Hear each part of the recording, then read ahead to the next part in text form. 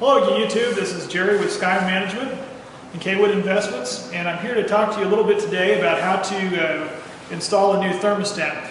And what we have here in this particular apartment was a smart thermostat that the previous resident had knocked off and broken on the floor, and so it's not working properly and it's not sticking up there. So what I've done is I've gone online and bought a new smart thermostat from Amazon, which is the Emerson Sensi system. And I have personally never installed one of these. We've installed several different smart thermostats before, but we had to have something that would replace this, be less expensive, and also be able to work with things like Amazon Alexa and the Google Home Assist. And this one came up as something that you could use to do that. So we're going to get into it. We're going to pull this one off. We're going to show you all the wires that are behind and how to connect it to the new one. And when we're all said and done, we should have a new fully functioning thermostat. First step is to have the appropriate tools. We're going to be using a Phillips head screwdriver like this, as well as a flathead screwdriver, which is just the single line head on the end of a screwdriver, as opposed to this plus looking end, to remove this. With these Nest thermostats, they typically just pop on, so you just pull them off and they will get disconnected like that, exposing the wiring as well as two Phillips head screws. We're going to go ahead and remove those two Phillips head screws.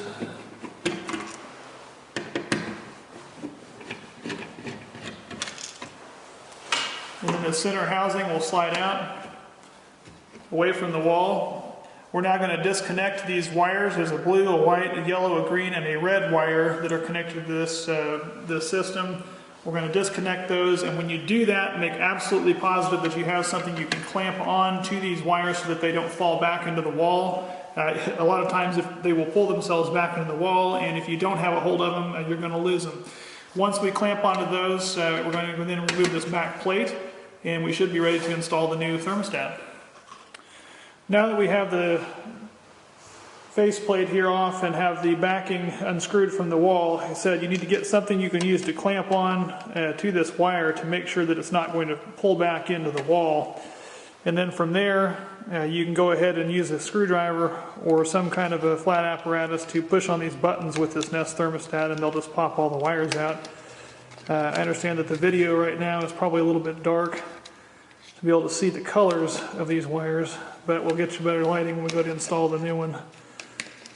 Once all those are off, pull all the colored wires out, and you're ready to go ahead and get your Phillips head screwdriver again, and go ahead and take off this backing plate, which was put up there to hold that in place. This particular one was installed with Phillips head screws. It looks like into a wall anchor behind in the drywall. But our new one, I believe, will probably cover all that up. We'll find out when we unbox it here in a second. Now that that's loose and ready to go, you're going to want to make sure again that you don't lose these wires as we're pulling this off. I'm going to clamp that back there again. Make sure those don't go back. And apparently with the Nest thermostat system, there is also one more plate that has to come off of here as well. And then we'll be ready to install the new one. With the new thermostat back plate, we have the 5 color coordinated wires. There's a red, a blue, a yellow, a white, and a green, all that came off of the previous Nest thermostat that was removed. And as you can see, there are also various holes for these to go into on this new one as well.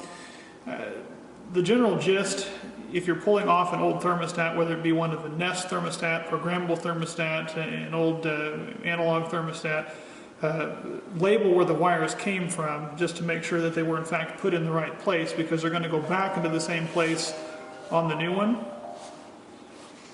In this particular case, the green is going to go in the area for G, the yellow is going to go in Y, the white is going to go in the W, so those are pretty obvious.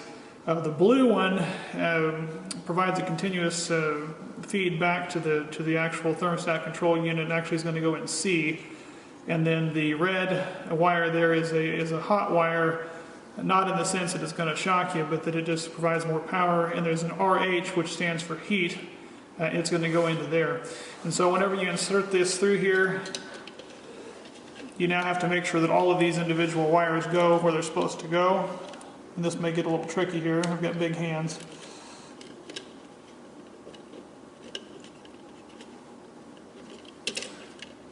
But there's the RH wire.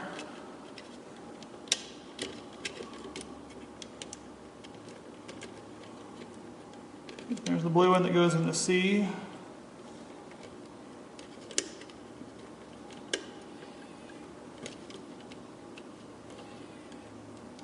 We got the white one there. Then we just got the two left, the yellow wire and the green one here.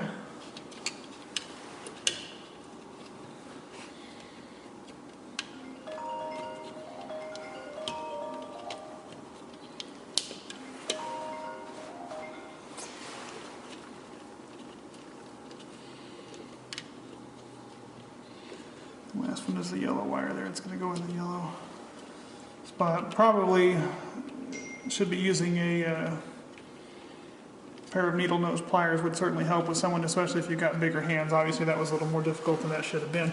Once that's attached on there and they're all in place, you can disconnect the clamp that you have and shove the cords back. Now on this particular replacement thermostat, I think we're going to get extremely lucky in the fact that these holes are going to line up back here with the previous mounts, and they are, and so it's going to be as simple as taking the existing screws that you have and putting them back in there. Now this one here, a lot like the Nest one that came out of there, has a built-in level inside there, which will help make sure that the thing is level. I don't know how really important that is versus the old ones that used to use the mercury. They had to be pretty level or else they wouldn't have accurate readings. These digital ones like this, I think that it's more for just aesthetics than anything, just how it looks. But we'll certainly get it as close as we can while putting it in there. Drive that in there.